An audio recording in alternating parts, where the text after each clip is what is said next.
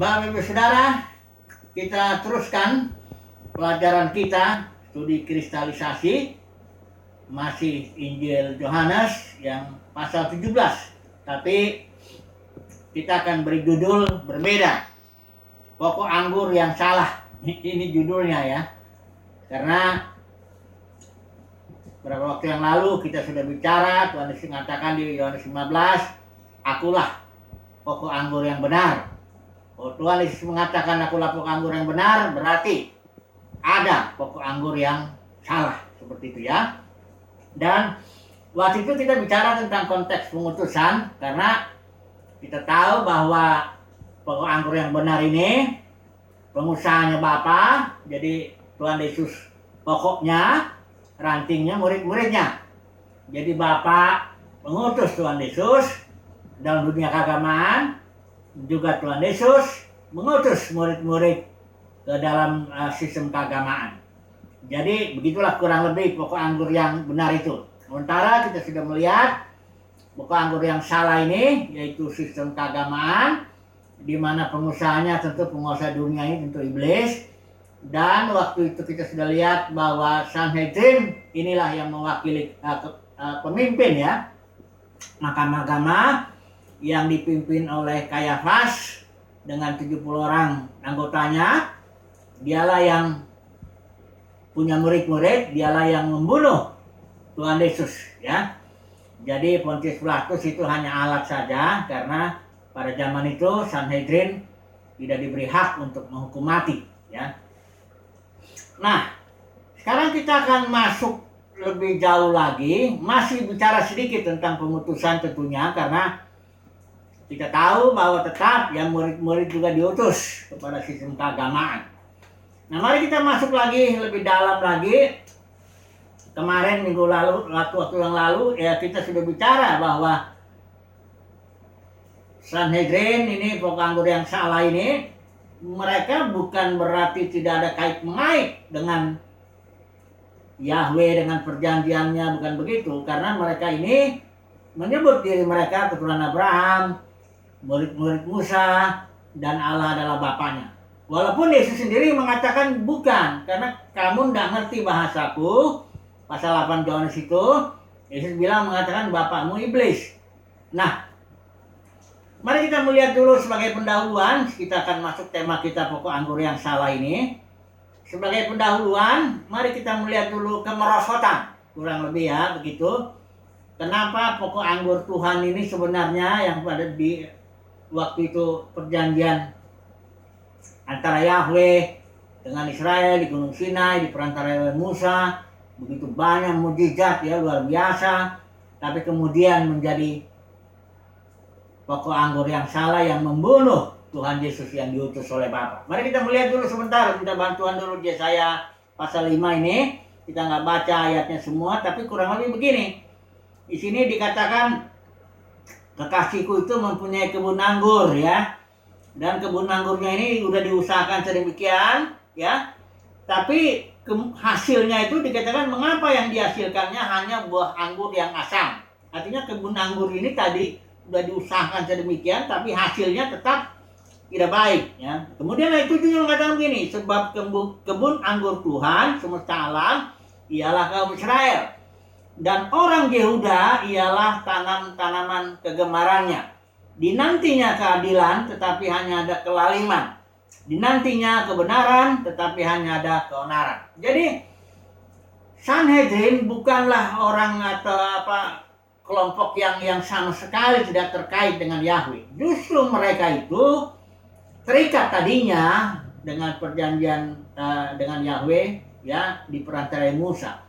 Nah, sekarang mengapa dia merosot? Mari kita lihat dulu sedikit sejarah lahirnya Farisi, Saduki ya. Tapi itu enggak kita pelajari dalam aja. Pokoknya yang penting kurang lebih pada tahun itu, di mana ada seorang namanya Matatias ya, yang punya anak 5, ada Yudas Makabeus, ada Yudas ya, ada Simon, ada satu lagi, ada 5 lah itu ya. Itu tahun kurang lebih itu tahun 132 sebelum Masehi. Itu mereka memberontak ya, dan katakanlah membangun dinasti ya dinasti yang memerintah di Israel itu. Disitulah masa di mana Israel sebelum tahun 60-an itu Roma mengambil alih. Jadi disitulah masa di mana Israel bebas ya, merdeka lah ya, di bawah dinasti Makabius ya. Nah, disitulah munculnya mulai Farisi, Saduki ya, aliran-aliran ini muncul di situ ya. Nah, mereka memang kalau kita lihat sejarah ini, mereka memang sudah istilahnya berebut jabatan lah ya, terjadi pertengkaran di antara mereka sendiri sebelum Roma itu mengambil alih ya, Pompei kalau nggak salah itu ya. Nah, jadi dasarnya sebenarnya ini kalau kita tarik mundur lagi tahun 586 di mana Israel itu pulang ya ke tanah diusir ya Yehuda ya ke Babel. Saya itu pulang di bawah pimpinan ada 3 itu, ada Zerubabel, ada Ezra, ada Nehemia. Nah, mereka itu orang Israel tidak lagi mau menyembah berhala. Mereka sungguh-sungguh cinta Taurat Tuhan. Jadi Ezra ini memang seorang yang ahli Taurat. Dan di situ terjadi kebangunan rohani. Kalau kita melihat di kitab Nehemia itu, di pintu air itu, di situ terjadi kebangunan rohani. Mereka mengadakan ikatan perjanjian bahwa mereka sungguh-sungguh mau beribadah, cinta Taurat Tuhan. Bahkan di situ dipilih tua-tua untuk mengajari rakyat ya tentang Taurat itu. Nah, mulai dari situ terus sampai ke zaman Makabius ini memang orang Israel tidak pernah lagi menyembah berhala. Mereka betul-betul cinta dengan Taurat Tuhan. Ya, hanya kembali di sini memang mereka sudah terbiasa juga bagaimana ya main sikut-sikut, ingin jabatan, tentu uang juga karena ini orang Farisi, ahli Taurat, Saduki itu dikenal juga sebagai hamba Mamon. Ya kalau dilihat di Injil Lukas, di Injil itu mereka dibilang juga hamba Mamon. Jadi mereka ini memang cinta Taurat, cinta sungguh-sungguh karena memang dari mulai Ezra itu zaman Ezra. Tapi kemudian zaman demi zaman, generasi demi generasi mereka menjadi berebut soal uang, soal jabatan, ya bermain politik dan sebagainya sehingga akhirnya ya itulah begitu Tuhan sudah datang mereka menolak ya. Jadi kesimpulannya dikatakan di sini Yesus itu kalau dilihat Yohanes 1 dibilang di sini ia datang ayat Yohanes 1 ayat 11 ia datang kepada milik kepunyaannya. Karena sebenarnya memang Israel itu tentu umat pilihan Tuhan, milik Tuhan. Ia datang, Yesus datang kepada milik kepunyaannya, tetapi orang-orang kepunyaannya itu tidak menerimanya. Ini saya mencoba menduga bahwa ini disebabkan memang ahli Taurat, Farisi, Sanhedrin ini memang mereka lebih mencintai kehormatan manusia begitu ya, cinta uang, cinta jabatan ya. Jadi walaupun mereka sebenarnya cinta dengan Taurat, ya tetap hasilnya begitu. Nyatanya membunuh Tuhan Yesus kan. Nah, jadi mari dulu kita mencoba ya mengenali dulu ya pokok anggur yang salah ini, Sanhedrin ini bukanlah orang-orang yang sama sekali nggak baca Alkitab begitu. Enggak. Minggu lalu kita sudah jelasin kalau orang Yahudi belajar Alkitab perjanjian lama mereka itu nggak tanggung-tanggung. Dari umur 0 sampai 6 itu orang tuanya mengajari anak yang masih di bawah 6 tahun. Umur 6 tahun sampai 11 mereka sudah dibawa ke sinagoga. Karena setelah 10 orang keluarga Yahudi itu biasanya bangun satu sinagoga. Di situ yang mengajar bukan kayak guru sekolah minggu zaman sekarang yang barangkali baca kitab pun belum habis dari kejadian berwahyu. Enggak. Mereka diajar oleh ahli Taurat, orang-orang Farisi, orang-orang jago. Belajar hanya 5 kitab. Jadian keluar 5 bilang ulangan. Jadi lulus umur 11 itu mereka dibilang son of law. Barulah lagi belajar lagi sampai umur 17-18 Neviim dan Ketubim. Baru mereka dinikahkan. Kalau setelah nikah mereka belajar lagi kalau mau jadi ahli Taurat sampai umur 40 atau 50. Ya. Jadi ahli Taurat itu juga karena dia sering menulis ya. Dulu kan nggak ada fotokopi, nggak ada apa, jadi dia nulis itu. Jadi kalau soal kitab suci nggak usah diragukan lagi lah. Kalau mereka ditanya di mana Mesias lahir, langsung Yehuda Betlehem demikian kan tertulis gini ya. Yesus pun mengakui mereka mempelajari kitab suci. Hanya nggak mau datang kepada Tuhan Yesus. Ini kadang-kadang ya itulah ya, ada spiritnya yang berbeda. Supaya saudara tahu bahwa kekristenan saat ini juga kalau kita melihat, itu juga kekristenan ini sudah menjadi sistem ya, sistem agama ya. Ya di sana ada banyak ya orang-orang yang mirip-mirip ya dengan Farisi dan ahli Taurat itu. Cinta kehormatan manusia, cari uang, cari jabatan ya, pengajarannya tuh sangat sama sekali kelihatan jasmani lah, perpuluhan lah, buah sulung lah. Kedatangan Yesus juga yang sangat jasmani, dari langit jasmani turun ya. Setelah itu orang katanya diangkat ke sana secara jasmani, dihindarkan daripada kesusahan ya, antikristus. Padahal zaman Yohanes, Rasul Yohanes, antikristus sudah ada. Antikristus di dalam ya. Nanti kita melihat perbedaannya pokok anggur yang salah dengan pokok anggur yang benar ini. Ini udah waktunya kita bicara dengan terus terang ini, karena begini, mendekati kedatangan Tuhan makin kelihatan ini jelas nih ya. Makin kelihatan jelas mana lalang, mana gandum ya, mana gadis bijaksana, mana gadis bodoh, makin kelihatan dia nanti ya.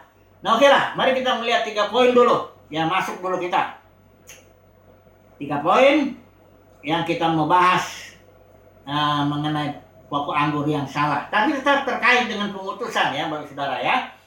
Nah mari kita melihat dulu, kira-kira tadi sudah disinggung sedikit ciri-ciri daripada pokok anggur yang salah ini, pemimpinnya terutama ya. Nah mari kita melihat dulu lebih dalam lagi cirinya. Ini saudaraku, kalau kita lihat Matius 23, teguran Tuhan Yesus itu kepada para pemimpin itu, Sanhedrin itu, pertama munafik ya, munafik. Yang Yesus bilang munafik itu seperti kuburan yang kalau dilihat dari luar dia bagus, tapi di dalamnya penuh ketidakadilan, kebusukan, perampasan, uang, jabatan, dan sebagainya semuanya. Nah, jadi ciri munafik ini begini, seseorang itu menampilkan dirinya seolah-olah dia rohani, ya, seolah-olah cari Tuhan, seolah-olah nggak cinta dunia ini, seolah hanya cinta Tuhan, nggak cinta kehormatan manusia, tapi kenyataannya nggak begitu, ya. Ini munafik, menampilkan diri berbeda dengan yang di dalam yang sebenarnya. Ini ciri ya. Ciri pokok anggur yang salah itu kemunafikan itu. Ya. Ini nomor 1, ya. Dan yang kedua, cirinya itu, saudara jangan menganggap bahwa pokok anggur yang salah ini orang-orang jahat. Dalam arti bagaimana ya? Enggak terpandang, enggak terhormat, bukan. Orang-orang Farisi ahli Taurat itu ya, Nikodemus, Yusuf Arimatea, ya itu juga ada Gamaliel, itu orang-orang yang dihormati. Barangkali juga banyak uangnya, ya. Punya jabatan, punya kedudukan, dihormati oleh masyarakat, disegani, ya. Hanya Yesus punya mata untuk melihat. Jadi jangan saudara menyangka pokok anggur yang salah berarti orang-orang yang jahat, yang enggak. Mereka orang-orang yang barangkali berpendidikan ya di zaman ini, ya berarti sekolahnya tinggi-tinggi lah ya, sekolah teologinya S1, S2, S3 barangkali. Jadi ini ciri yang berikut ini, orang-orang terhormat, kira-kira begitulah ya. Terhormat di dalam dunia kekristenan, kira-kira begitu ya. Supaya saudara nanti jangan salah menganggap bahwa pokok anggur yang salah ini berarti orang-orang yang pelacur-pelacur, orang nggak beres gitu, perampok-perampok yang enggak, bukan begitu ya. Kemudian juga ciri berikut ini, orang para pemimpin ini banyak yang radikal ya. Kalau orang Farisi itu ada istilahnya Farisi buta. Artinya daripada dia melihat perempuan lebih bagus dia tutup matanya, pun tabrak tembok pun tidak apa. Ya. Mereka sangat letterlock, sangat tegas ya. Radikal lah ya. Sungguh-sungguh begitu ya. Jadi supaya nanti ya ini supaya umat pilihan Tuhan nih, saya bicara sama umat pilihan Tuhan supaya bisa mengidentifikasi sebenarnya pokok anggur yang salah itu yang mana. Karena nanti ada perintah jelas, nanti poin ketiga kita bicara supaya kita keluar dari situ. Ya. Jadi kurang lebih seperti ini ya. Pokok anggur yang salah ciri-cirinya seperti ini, yang tadi munafik kelihatannya ya, terus dia adalah orang-orang yang terhormat ya di mata masyarakat dan dunia kekristenan terhormat, dan bahkan ada beberapa yang radikal juga. Oke. Sekarang mari kita masuk poin kedua ya. Karena ini masih bicara pemutusan, kita bicara poin kedua. Minggu lalu kita sudah coba itu ambil ayatnya. Mari kita coba lagi baca sekali lagi itu ayatnya di pasal 17 ya. Oh, di pasal 15 ya. Pasal 15. Nah, dikatakan di sini ini ayat yang ke 20. Ingatlah apa yang telah kukatakan kepadamu. Seorang hamba tidaklah lebih tinggi daripada tuannya. Jikalau mereka, maksudnya sistem keagamaan ini, Sanhedrin, jikalau mereka telah menganiaya aku, mereka juga akan menganiaya kamu. Jikalau mereka telah menuruti firmanku, mereka juga akan menuruti perkataan. Jadi, konteks bahwa seorang hamba tidak melebihi tuannya itu konteksnya ini. Bahwa tuannya itu dihina oleh orang Farisi. Ditolak, bahkan dibunuh. Ya muridnya juga ya begitu. Orang-orang yang diutus itu ke sana dalam sistem keagamaan ya pasti ditolak. Saudara dan saya diutus ke dalam sistem keagamaan pasti ditolak. Gimana nggak ditolak? Ya, pasti ditolak. Jadi tapi orang-orang yang diutus ini biasanya, bukan biasanya ya, seharusnya sudah dipersiapkan oleh Tuhan. Untuk dia hanya menyenangkan Tuhan aja lah, tidak peduli lah manusia mau bilang apa tentang dia. Karena firman Tuhan juga bilang, Paulus bilang, kalau aku mencoba berkenan kepada manusia, aku bukanlah hamba Kristus. Jadi orang-orang yang diutus ini memang sudah disiapkan lah ya, dan kita pun sudah bersiap diri. Memang pasti ditolak, karena Tuhan kita pun ditolak ya. Tuhan kita pun menderita ya, pikul salib. Kita pun juga seperti itu. Nah, sekarang pertanyaannya ya, kenapa diutus kalau begitu ke dalam sistem keagamaan? Kalau memang toh pasti mereka juga akan menolak. Buat apa? Ya. Nah, ini mari kita melihat dulu pelajaran sedikit dari Paulus. Paulus pernah bilang begini, aku rela ini menderita begini demi katanya orang-orang pilihan Tuhan. Jadi Paulus tuh berjuang bukan semata-mata hantam buat semua orang. Memang secara umum begitu. Tapi dalam diri Paulus dia berjuang nih demi orang-orang pilihan Tuhan. Jadi begini Bapak Saudara. Kenapa kita juga diutus ke dalam sistem keagamaan? Karena ada orang-orang pilihan Tuhan di dalam sistem itu yang memang harus melakukan tindakan kamal keluar itu nanti. Ya, ada orang-orang pilihan Tuhan di dalam sistem itu. Makanya Wahyu 18 ayat 4, hai umatku, keluarlah. Supaya kamu jangan ambil bagian dalam dosa-dosanya itu. Jadi, kenapa kita diutus? Ya, kita diutus kepada orang-orang pilihan Tuhan dalam sistem keagamaan itu. Supaya mereka mengambil langkah, ya. Keluar, ya, untuk bersatu dengan Tuhan. Nanti kita melihat di poin yang ketiga. Yang jelas poin yang kedua, kita pasti ditolak. Ini Yesaya juga pernah, kalau kita lihat sebentar dulu mengenai Yesaya juga pernah diutus. Dia dengan semangat kan, ditanya, siapa yang akan kuutus? Oh, langsung Yesaya bilang, ini aku, utuslah aku. Dia nggak tahu akibatnya apa kan. Jadi dia bilang begini, Yesaya 6 ya, ayat 8 nih. Siapa yang akan kuutus? Siapa yang mau pergi untuk aku? Langsung Yesaya ini aku, utuslah aku. Ya. Nah, kemudian firman Tuhan begini, pergilah, katakan kepada bangsa ini, dengarlah sungguh-sungguh, tetapi mengerti jangan. Lihatlah sungguh-sungguh, tetapi menanggap jangan. Buatlah hati bangsa ini keras, dan buatlah telinganya berat mendengar, dan buatlah matanya melekat tertutup, supaya jangan mereka melihat dengan matanya, dan mendengar dengan telinganya, dan mengerti dengan hatinya, lalu berbalik dan menjadi sembuh. Makanya langsung saya nanya, loh, kemudian sampai berapa lama ya Tuhan? Katanya. Ayat 11. Lalu jawab Tuhan, sampai kota-kota telah lengang sunyi sepi. Sampai akhirnya orang Israel dibuang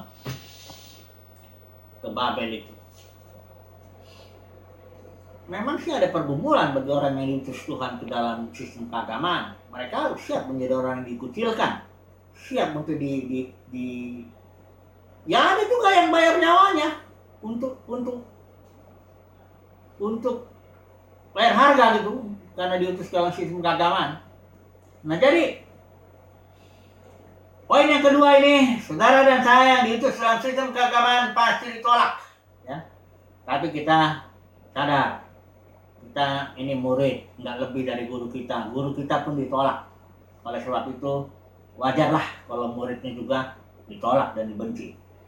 Baru poin yang terakhir ketiga, ini adalah come out, keluar, ya. Kalau di pasal 17 ini keluar untuk bersatu dengan Tuhan Yesus. Jadi ada umat pilihan Tuhan di dalamnya nih, Wahyu 18 ayat 4. Panggilan. Makin mendekati kedatangan Tuhan, makin keras panggilan itu. Supaya umat Tuhan keluar daripada sistem itu dan menyatu dengan Tuhan Yesus. Kalau kita melihat di gadis bijaksana ini, perumpamaan itu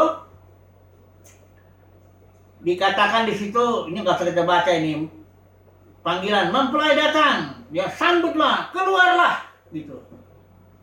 Jadi orang harus keluar itu, gadis-gadis yang bijaksana harus keluar menyambut, ya, keluar dari sistem sambut, ya, karena sistem itu sudah nggak bisa lagi, ya, nggak lagi. Yesus saja sudah ditolak di gereja Laodikia, kita tahu dia sudah ketok pintu di luar, sudah nggak di dalam Tuhan Yesusnya, ya, sudah ditolak di luar, ya.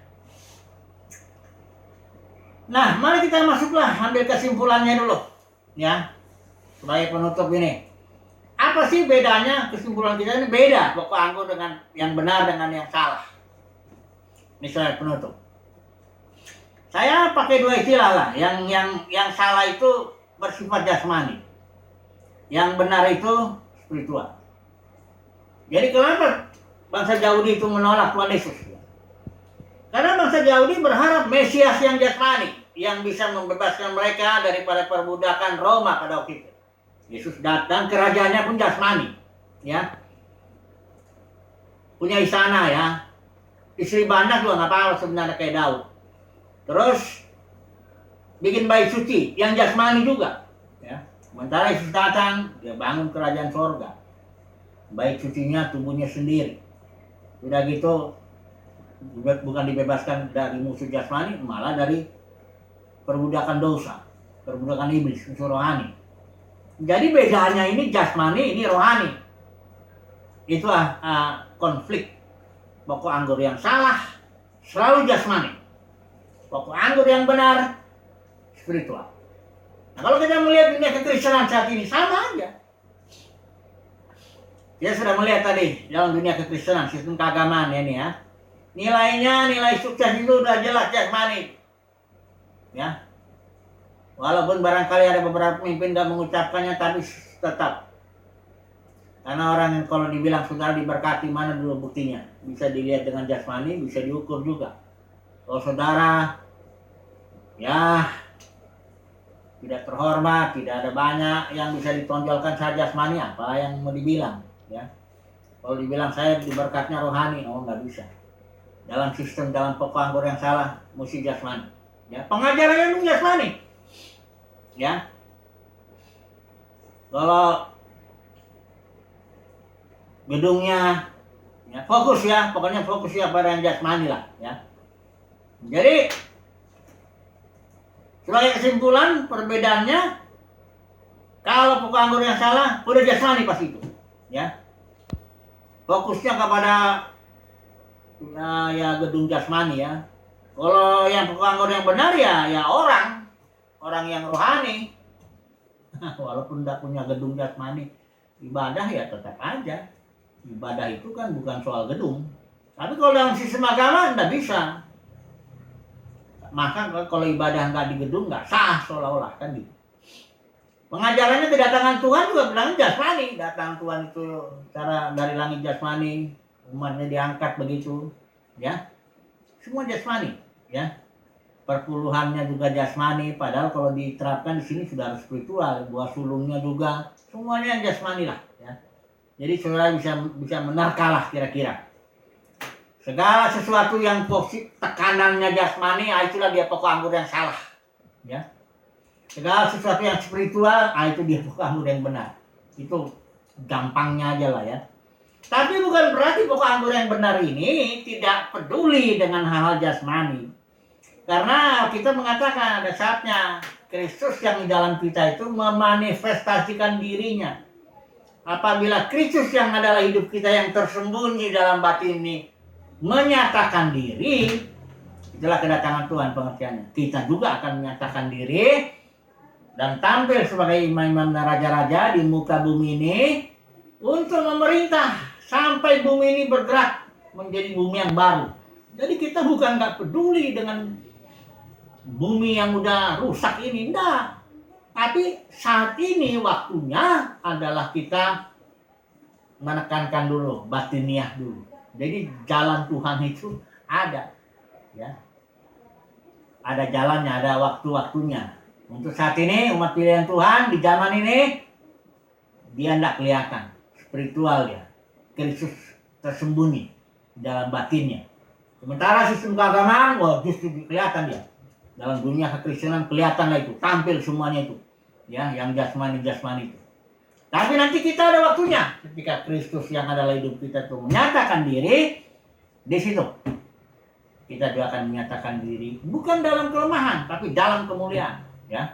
Sebagai imam-imam raja-raja kita memerintah bumi ini supaya bumi ini bergerak menjadi bumi yang baru. Jadi ini kesimpulannya, puji Tuhan, semoga ini terakhir ya penutup ya sebelum nanti kita ambil tema yang lain. Kita dan saya diutus untuk masuk ke dalam dunia keagamaan dan inilah perbedaannya. Ya puji Tuhan, semoga share ini bisa menjadi berkat buat umat pilihan Tuhan. Haleluya. Amin.